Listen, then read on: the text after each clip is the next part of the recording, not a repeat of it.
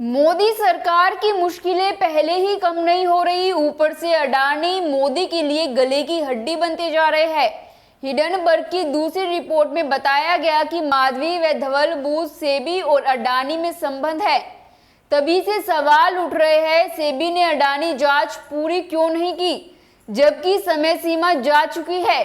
अब फिर से सुप्रीम कोर्ट में सेबी से अडानी समूह के खिलाफ लंबी जांच पूरा कराने की मांग में नई याचिका दायर की गई।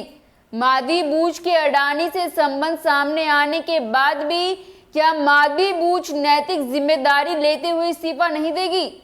दूसरी तरफ बात राजनीति की है। बीजेपी जेपीसी से जांच कराने की मांग को नकारती है। कांग्रेस और बसपा प्रमुख मायावती ने जेपीसी मांग की बात की है। हिडनबर्ग रिपोर्ट से तमाम सवाल खड़े हो गए हैं, जिनका जवाब सरकार नहीं दे पा रही है। अब कांग्रेस 22 अगस्त को देशव्यापी आंदोलन करेगी और दूसरी तरफ सुप्रीम कोर्ट में नई याचिका। क्या अब इस मामले में नया मोड़ आने वाला है? नमस्कार दोस्तों, मैं हिमांशी कश्यप आपके साथ। आप देख रहे हैं जनता की आवाज। आगे बढ़ने से पहले इस वीडियो को लाइक करें, शेयर करें और अगर पहली बार जनता की आवाज न्यूज चैनल को देख रहे हैं तो चैनल को सब्सक्राइब भी करें और घंटी जरूर बजाएं, चैनल की भी और सरकार की भी। आज की नेशनल मीडिया के मुकाबले में जनता का साथ दीजिए और उसकी ताकत बनिए, जनता की आवाज बनिए और हो सके तो इसके लिए चैनल को ज्वाइन भी करें। हिडनबर्ग के सेबी प्रमुख और अडानी समूह के नए आरोपों पर चल रहे विवाद के बीच कांग्रेस ने मंगलवार को घोषणा की कि वह सेबी प्रमुख माधवी बूच के इस्तीफे और अडानी मुद्दे की संयुक्त संसदीय समिति से जांच की मांग को लेकर 22 अगस्त को देशव्यापी आंदोलन करेगी। यह घोषणा कांग्रेस अध्यक्ष मल्लिकार्जुन खड़गे ने सभी प्रदेश प्रमुखों, महासचिवों और एआईसीसी राज्य प्रभारियों के साथ बैठक करने के दौरान की।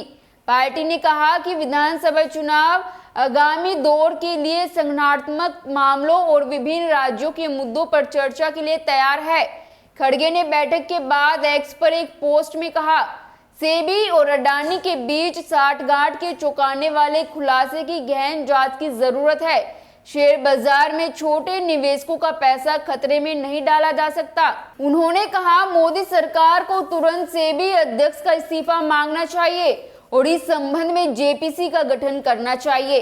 बैठक के बारे में पत्रकारों को जानकारी देते हुए वेणुगोपाल ने कहा कि बैठक में सर्वसम्मति से निर्णय लिया गया है कि पार्टी सेबी प्रमुख के इस्तीफे और अडानी मामले में जेपीसी जांच की मांग को लेकर 22 अगस्त को देशव्यापी आंदोलन करेगी।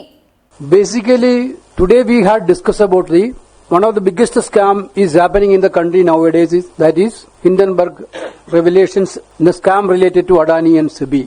We unanimously decided to have a national-wide agitation on this issue, demanding two things. One is a JPC inquiry on Adani Mecca scam, in which the Prime Minister is fully involved and in which the financial market regulation has now been found to have been severely compromised. The meeting of the General Secretaries and in charges and PCC President unanimously supported that view, and we have adopted that there will be a massive national level agitation on 22nd of August. Madhavi बूच का सेबी से कोई लेना देना नहीं था। Private sector से इस पद पर नियुक्त होने वाली वो पहली चेयरमैन है। उनका सीधा सरकार ने बाहर से लाकर सेबी सदस्य और बाद में चेयरमैन बना दिया था। आपको बता दें कि अभी हिडनबर्ग की नई रिपोर्ट से बवाल मचा हुआ है। उसको आसान शब्दों में समझे तो पिछले कुछ साल में भारत में REIT कंपनी खोलने की शुरुआत हुई। REIT मतलब होता है रियल एस्टेट इन्वेस्टमेंट ट्रस्ट। जैसे म्यूचुअल फंड शेयर में पैसा लगाते हैं, वैसे REIT रियल एस्टेट में पैसा लगाते हैं। उनसे होने वाली किराए की आय ही इनका आय स्रोत होती है। विदेशों में ये काफी प्रचलित है। वहाँ बड़ी बड़ी रिटेल ऑर्गेनाइजेशन होती है जो सिर्फ किराए पर देने के लिए कमर्शियल और रहने के लिए फ्लैट्स बनाते हैं। ब्लैकस्टोन दुनिया की सबसे बड़ी REIT निवेशक और प्रायोजक कंपनियों में से है। ब्लैकस्टोन ने भारत में 2 REIT कंपनी को प्रायोजित किया है। सेबी चेयरमैन माधवी बूच के पति धवल बूच इसी ब्लैकस्टोन ग्रुप में एडवाइजर नियुक्त किए गए थे। अब कहानी ये है कि श्रीमान धवल को प्रॉपर्टी बिजनेस का कोई आइडिया नहीं था, ना ही फाइनेंस का था। वो पेशे से इंजीनियर है और हिंदुस्तान लीवर में चीफ प्रोक्योरमेंट ऑफिसर थे। पर माधवी बूच को सेबी का सदस्य बनाने के पहले उनको ब्लैकस्टोन ने अपना एडवाइजर बना लिया। माधवी बूच सेबी की सदस्य रहने के बाद उसकी चेयरमैन भी बन गई। इस दौरान उन्होंने देश में REIT से संबंधित कई नियामक बदलाव किए, जिनका सीधा फायदा ब्लैकस्टोन जैसे समूहों को होना बताया गया। इसी दौरान सेबी ने ब्लैकस्टोन की 2 कंपनी माइंडस्पेस और नेक्सस सिलेक्ट ट्रस्ट को IPO की मंजूरी भी दी। 7 महीने पहले दिसंबर 2023 में ब्लैकस्टोन ने एक और REIT कंपनी एम्बेसी REIT में अपना सारा हिस्सा करीब 710 करोड़ रुपए बेच दिया। आरोप ये है कि जिस ग्रुप को सेबी के निर्देशों से फायदा हो रहा था, उसी ग्रुप ने सेबी की चेयरमैन के पति को अपना एडवाइजर बना रखा था। माधवी बूच ने ये कहा कि उनके पति अपनी विशेषज्ञता के चलते एडवाइजर बने थे, उनके सेबी में आने से पहले बन गए थे और उन्होंने ब्लैकस्टोन से संबंधित मामलों में खुद को अलग किया हुआ था। माधवी बूच पर दूसरा आरोप गंभीर है। IIFL नामक एक भारतीय कंपनी ने बरमूडा में एक फंड बनाया, GOF। इस GOF ने एक उप फंड बनाया, GDOF। हिडनबर्ग के अनुसार विनोद अडानी ने GDOF में पैसा लगाया। GDOF ने इस मॉरिशस के एक छोटे गुमनाम फंड IPE प्लस फंड में लगाया। फिर इस पैसे को IPE ने भारत के शेयर बाजार में लगाया। आरोप ये है कि मार्केट में इससे तेजी आई।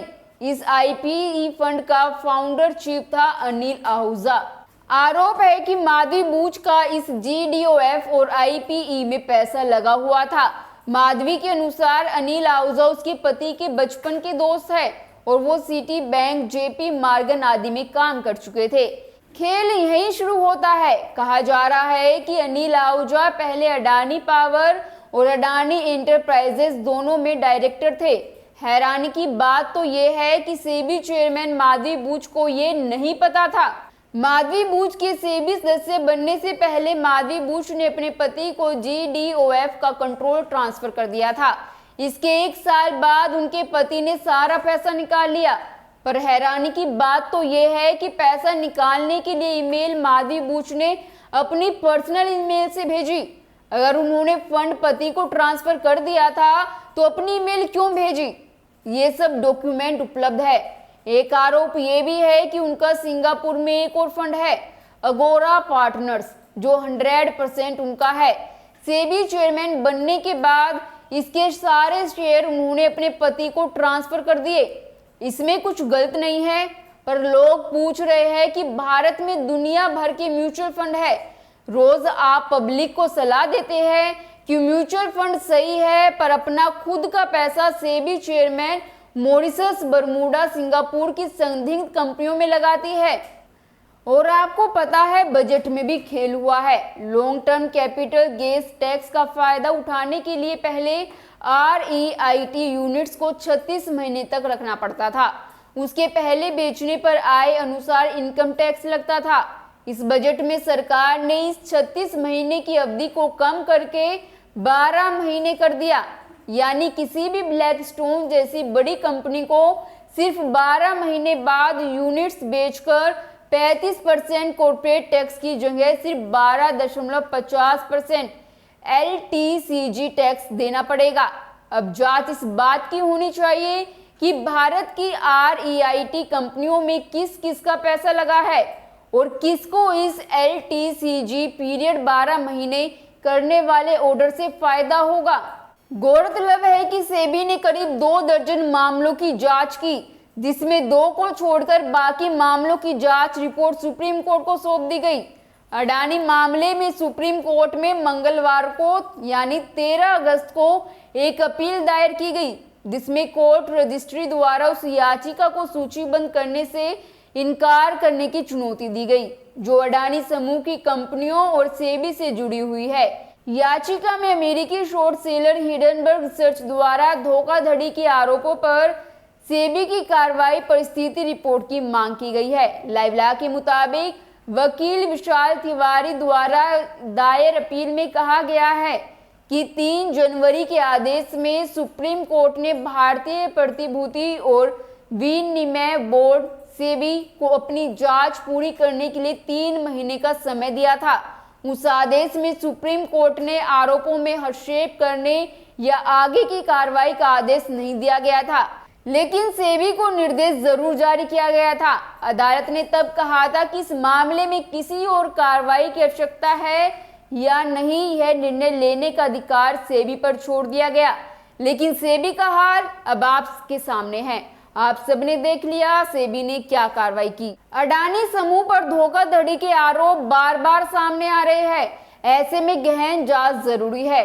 भाजपा यह कहना चाहती है कि अडानी के खिलाफ आरोप लगाने से भारतीय अर्थव्यवस्था को नुकसान पहुंचेगा। माधवी धवल बूच किसी भ्रष्टाचार में शामिल है या नहीं, उन्होंने देश के सबसे अमीर कारोबारी गौतम अडानी की कोई मदद की है या नहीं, ये एक जांच का विषय है। माधवी और धवल बूच ने स्वीकार किया है कि अनिल आहूजा उस कंपनी से जुड़े थे और आहूजा बचपन से ही धवल बूच के साथ ही रहे हैं।